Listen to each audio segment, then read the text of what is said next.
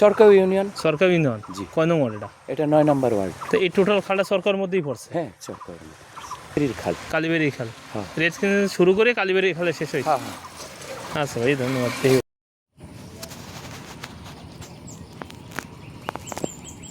ঘর আছে, এবার একটা ওভার একটা। এবারের ঘরের সামনে অন্তত 50 ফুটের মধ্যে একটা কোপো দেয়। এই পারেও মারি নেই, পারেও মারি দেয় না। এখন। মানে এই উকিলের ঘের, হ্যাঁ গিয়ে উকিলের ঘের কয়। হ্যাঁ, এই ঘেরের আনতে তো কাটে নাই খাল।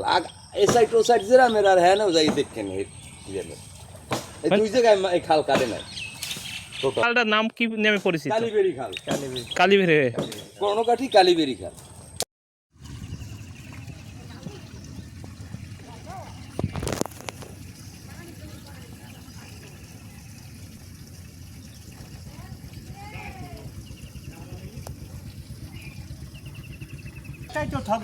কোথায় কাটছে না?